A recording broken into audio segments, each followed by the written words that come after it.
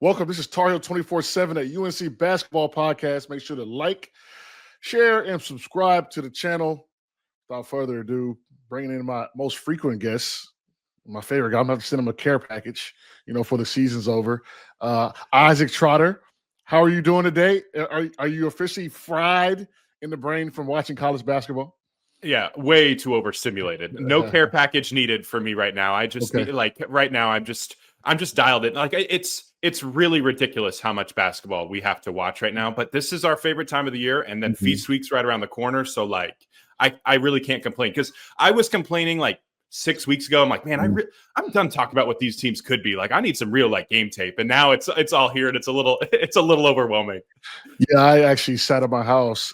It was Sunday. I had Ohio State on start. I had NFL on, Houston. I had Memphis. Like, it was an amazing day for me. Honestly, I love sports, but it does kind of get you a little frayed at the end sometimes. No, my girl is like, do you have to have 3 screens on in front of you at the same time? I was like, unfortunately, yes, I do. This is my job. Yes, exactly. Same.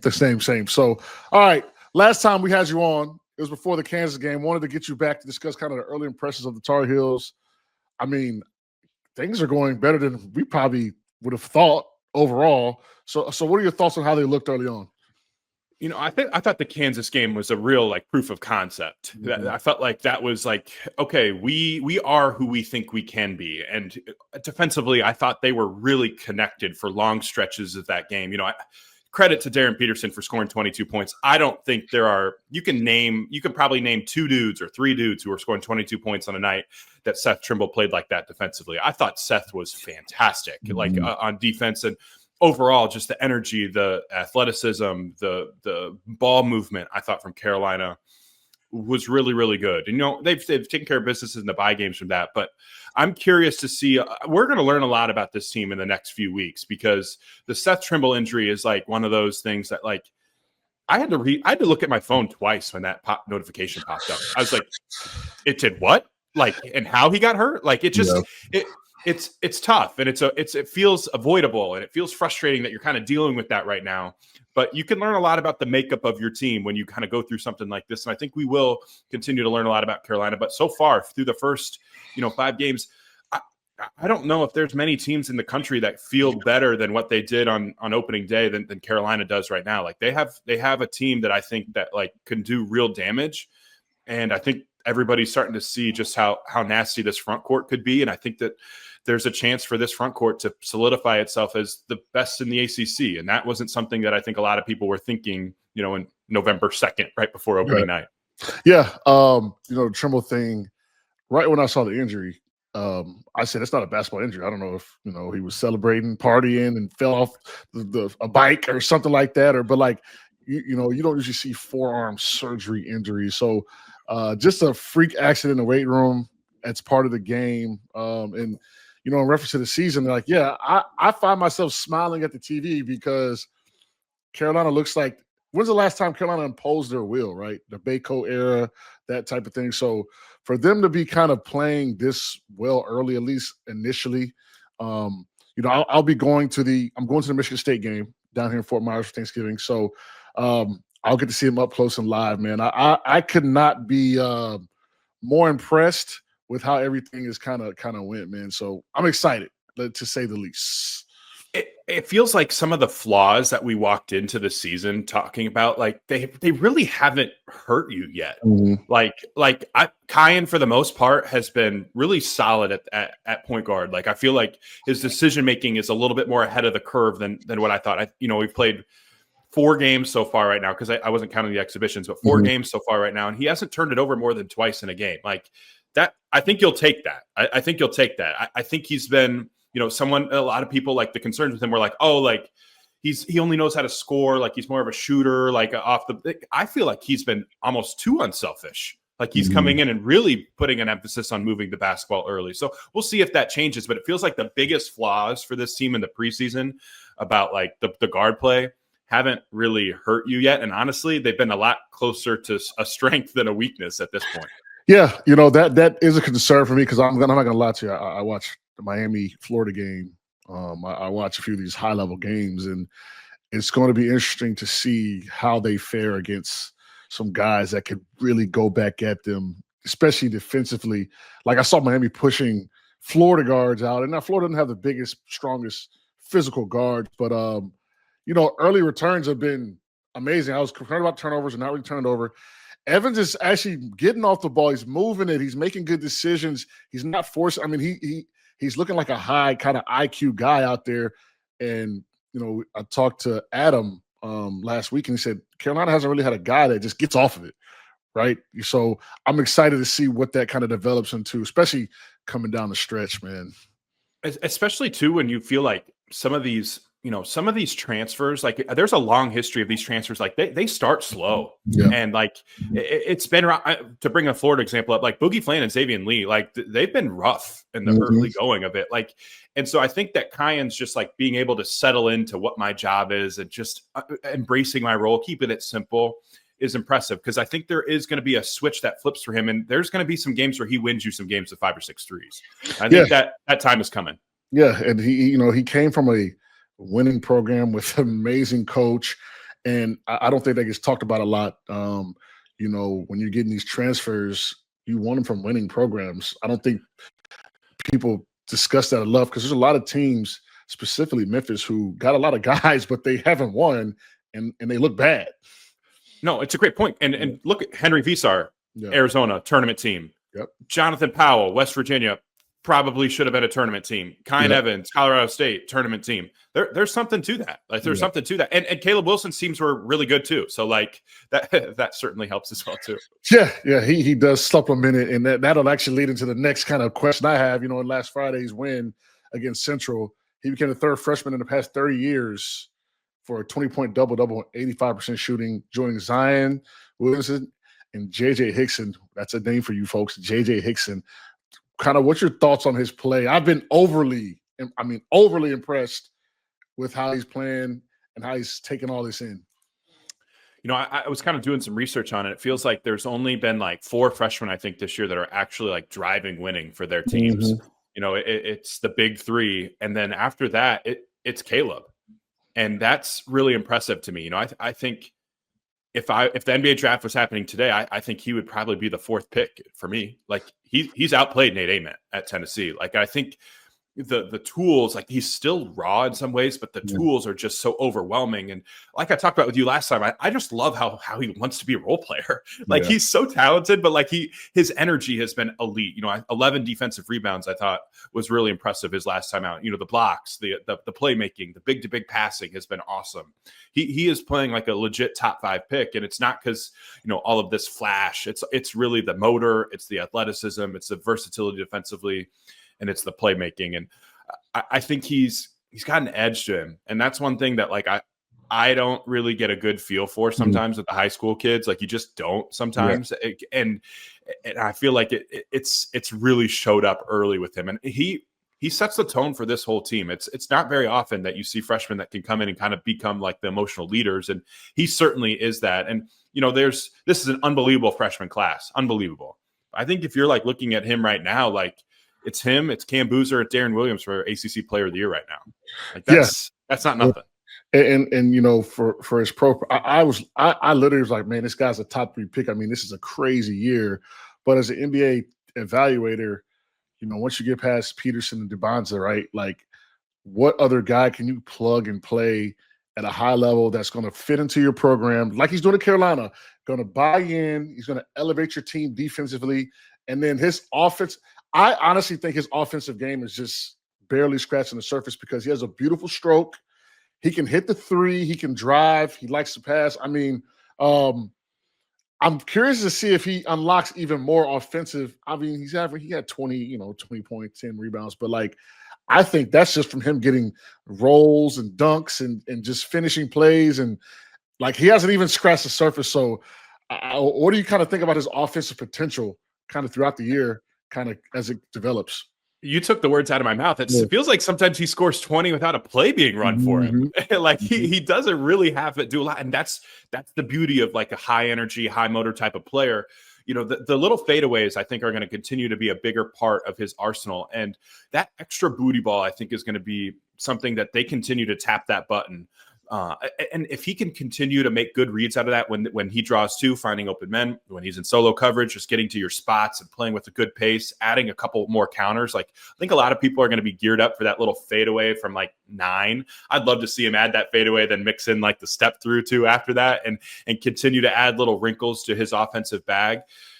He's a really, really interesting player, because I do agree with you. It feels like he's only done like 5% of what he could do offensively from just like a skill development stuff. And eventually he is going to continue to grow into being a real weapon. And that's the part of this group where I feel like maybe Seth Trimble's injury could be a little bit it's not good.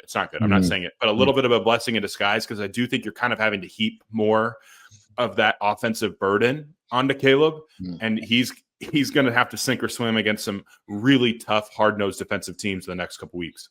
Yeah, I think kind of moving forward, staying with Caleb, with Michigan State coming up, Kentucky and Georgetown, it's gonna, if he does what he needs to do and contributes to winning as he has, I think there's going to be real conversation of you've got to throw him in that top 3 of guys that, being drafted in freshmen in the country, and like you said, ACC Player of the Year, because it's been a while. Like I said, I found myself smiling, man, when I watched him play, and Visar and him.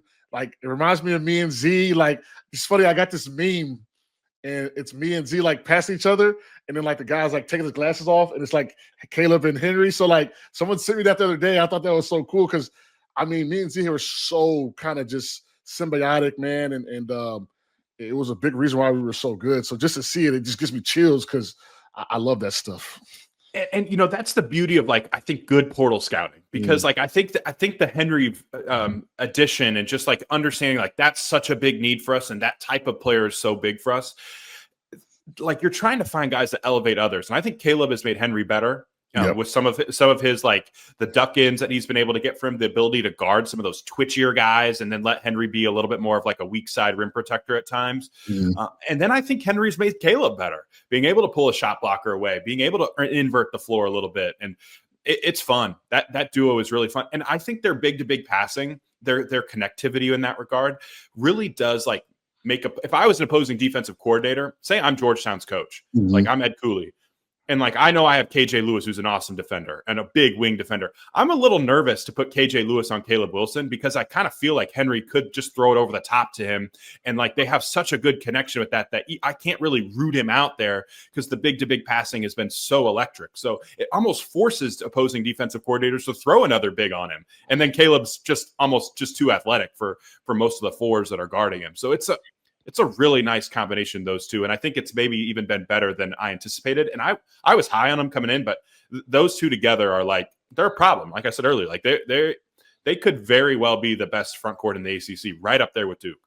Yeah, I was trying to find a meme to show you that I would have posted it, but I'm no Caleb Wilson, so I didn't even want to start that debate. Iowa State 3 years. I was a first round projected throughout my career, but I was not this, so I kept it to myself.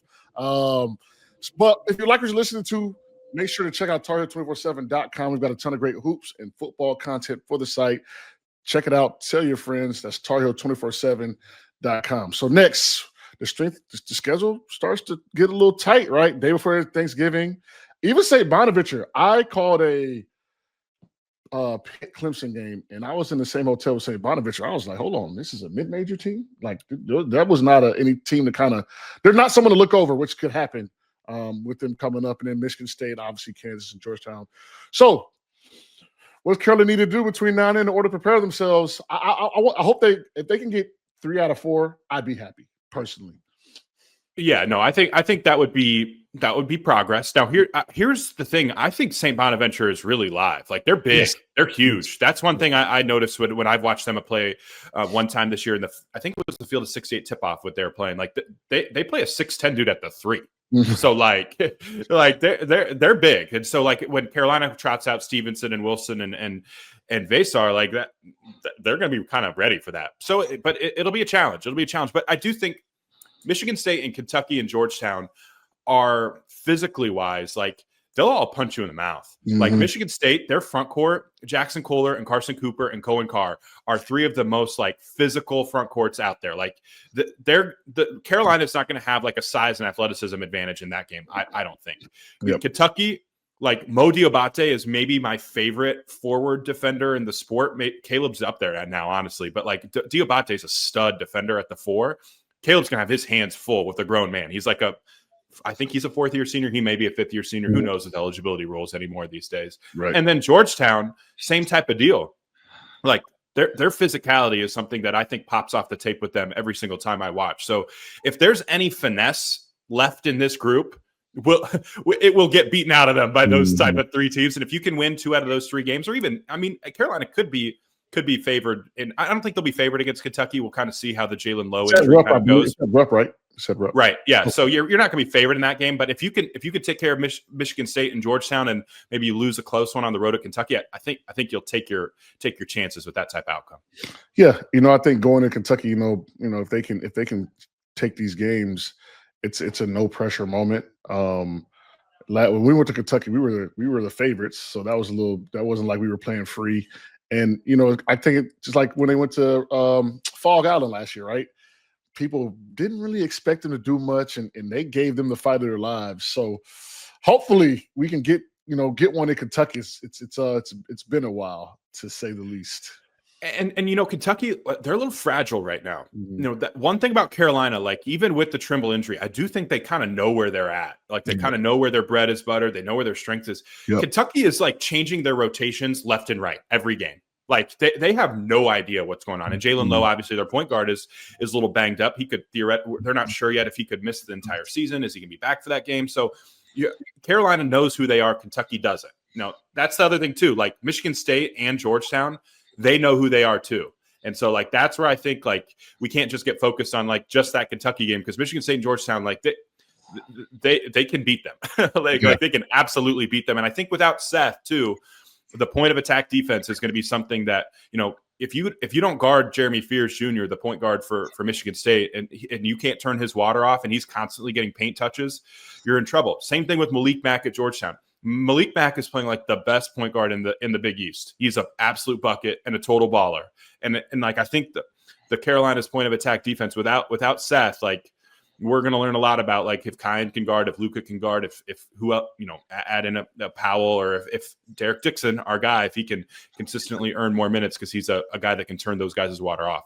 Yeah, I think for me, even when I was playing, Michigan State was all the litmus tests. It was like, I don't care if they're ranked 25 or they're 10. That's the team that it was the most physical game I ever played in, and it's not even close. Not even close. We had Draymond and Adrian Payne and Appling. Like, I mean, I still have nightmares of that game on the ship. Thank God the wind was blowing and they couldn't shoot, and we ran a little more. We made more layups. We both shot under 40%. So that is always the test, in my opinion. I hope that they understand that. I'm going to go to the game. Maybe I can chat with them and say, look, guys, strap your boots up. It's going to be a long night. As long as you come out on top, don't worry about it.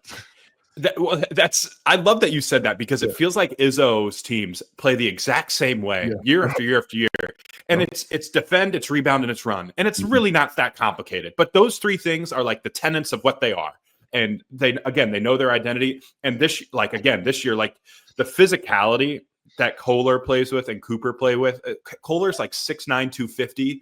Cooper is 7 feet 245. And then Cohen Carr, pound for pound, maybe the best athlete in the sport. Like he will put it on your head now. Like he's a little different.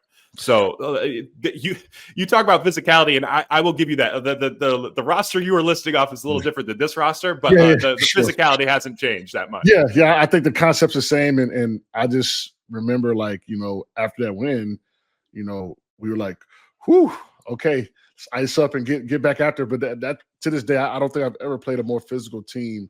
Even my sophomore year, freshman year, when they had Lucas and those guys, I got hit in the mouth and my tooth went through my lip. Like it was just one of those type of games. So I hope that UNC is prepared for that. I hope they understand that.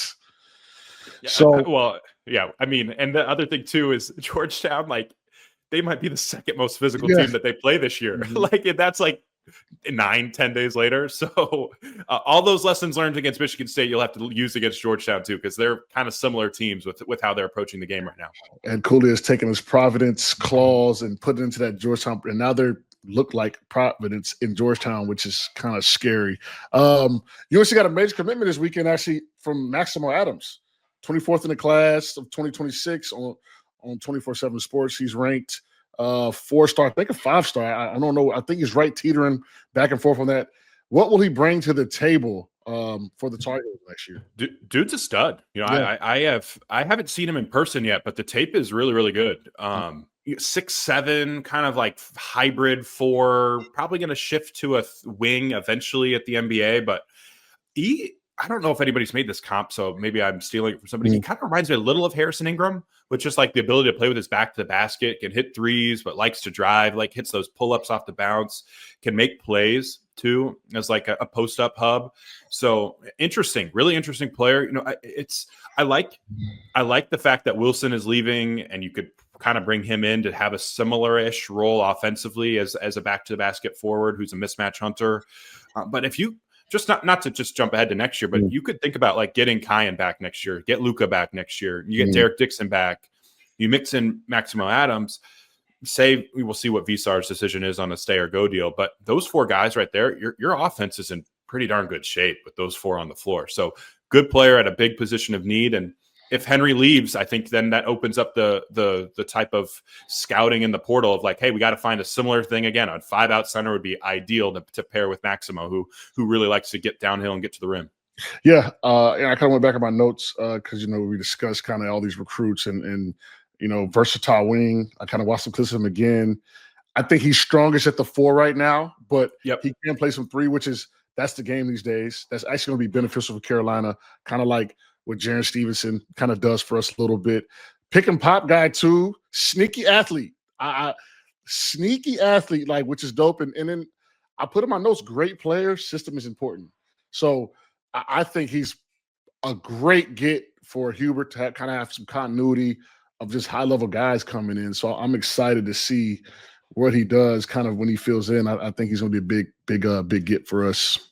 And with all the shooting that could be on that roster next year, it's just like it feels like you can map out his role easier. And that's the secret sauce for freshmen being ready to go and being able to contribute right away. It's crazy. I was wanted to just talk to you about this. When's the last time kind of Carolina had a team that, they're going to play these next 4 games. Someone's going to get bombed out of that gym. I don't know who it's going to be. Maybe Kentucky, Michigan State, St. Bonnie, George.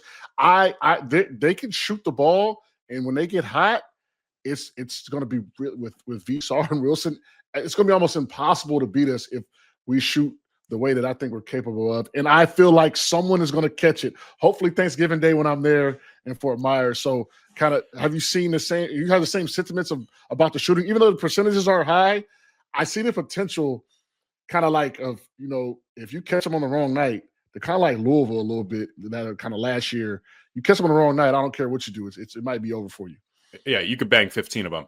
I think I agree with you. It feels it's more just because the ball movement has been so much better than like the ball doesn't stick with this group. Yep. And the push aheads in transition has been nice. And that's where Kyan, like you said earlier, getting off the ball early has really helped. I agree. I don't think they've let me pull up the numbers. They're shooting 32% from 3 this year on a lot of attempts. Yeah. I think I'm kind of with you. I feel like it's only a matter of time until it pops because I think the quality of look that this offense is generating right now with having the bigs that can pass and being able to run different stuff and the ball movement is impressive. I don't know if they're like a team that I don't think their identity needs to be outside in perspective, so to speak. No but I do think that it is something that especially against, Michigan State, they load up, they really do. They force you to kind of beat you over the top. Carolina has the personnel to do that. And I think having that flexibility where you can play some lineups of 5 shooters on the floor at one time is something that last year's roster certainly didn't have. And the best rosters this year, I think, definitely need it. Yeah. I mean, they're averaging 18.8 assists per game this season. That's a full 4 assists over what they did last year, which is 20% increase, which is pretty insane when you look at it. And if that holds, it would be the most by Hubert Davis squad of this era. So everything we're seeing, it says it on paper. They've just got to kind of implement, and we'll see what happens. This is a big stretch coming up next week. Yeah, huge. And the other thing too, like Navy tonight, nothing either. So like, you got to strap it up against these boys too. Yeah, I was going to ask you about Navy. They've got some size, and I don't necessarily know the Navy squad in depth, but I do know Navy football always gives people a hard time. So I'm thinking that translates to basketball as well. I looked at the roster, kind of looked at it a little bit, and yeah, they've got some big boys down there. Yeah, no. Aiden Kehoe is probably the biggest one, 6'11", 245, so high major center right there. Yep. One thing I noticed with Navy too, number 1 in the country in minutes continuity this year on KenPom. So like their guy, as you kind of expect in the Navy, right? Like their guys are going to get there and stay. Like they're starting 5 guys who are all upperclassmen who haven't, like they've been in the program for 3 or 4 years. So that's not nothing. The other thing I look at too with some of these mid-major teams is just how do you hang on the glass? They were right there on the glass of Penn State. Like last year, like they gave Virginia Tech a real game, had 15 offensive rebounds in that game with a lot of the same personnel. So it's not nothing, especially for a team that has a lot of continuity, that they know who they are. They're big. They'll mix in some zone. They'll throw multiple defenses at you. So like they're probably not going to make a ton of individual mistakes. Like you got to go take it from them. Like this is not. It's not a central situation, right? Like you're not going to just waltz into the gym and win by 35 because you're more athletic and bigger and stronger and faster than them at every spot. For sure. And so hopefully kind of Carolina locks in, because the look ahead is real, man. You've got big time games coming up, but you've got to win these games, because then the pressure ratchets up if you don't. So hopefully they take it game by game. I'm just thinking about when I was in school, I'm so curious. We never were like, oh, we got Kentucky after, like we were always singularly focused. So hopefully that's the same thing they're doing as well.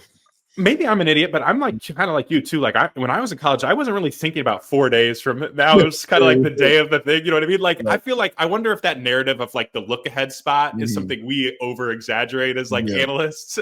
Because when I was 19, 20, like I didn't know what I was doing next Tuesday. Yeah, I don't remember. I'm just thinking back, like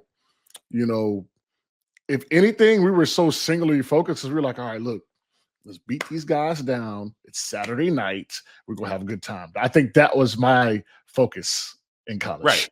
Right. Also, like when a team like this, it's like this could be a box score game for me too, a little bit. Like I'm gonna get my numbers a little bit tonight if I play the right way. No, but I agree with you. Like at some point, like the maturity of these teams will show up, because even right now, like it's not the dog days of the season, but like Kansas State last night was in hell against Tulsa. Hell. there's a lot of like these teams right now that like if you don't strap it up in a mid-November game because you're looking ahead to Feast Week or whatever, like you will be in trouble. I don't think Navy is talented enough to give Carolina those issues. And I think Carolina's like their strengths travel a little bit more just because they get such good shots at the rim. They're such a good rebounding team at times. But yeah, I mean, this isn't going to be like a cakewalk type of game tonight. Yeah, I think Carolina's 25-point favorites. That's a lot of points for a solid Navy team. So, hey, thanks. I'm going to let you go, man. I know you got a long week, a lot of basketball to watch. I'll be tuned in tonight for the Champions Classic. I'm excited to see. I haven't seen Cam Boozer play, just sat down and really watched him play. So that'll be a good thing to watch and see. And I think Michigan State plays. Who does Michigan State play today? Kentucky. So, listen. This is the day we want to sit down and watch, right? Like this is going to be a fun time. It's going to be real fun if you're a Carolina fan. You get some scouting done too. Get some notes out on Michigan State, Duke, and Kentucky, because you're going to see them real soon. Exactly, man. Thanks as always, man. Appreciate you. And for the folks listening or watching on YouTube, wherever you get your podcast, be sure to check out TarHeel247.com for the latest wall-to-wall coverage of Carolina athletics. See you next time.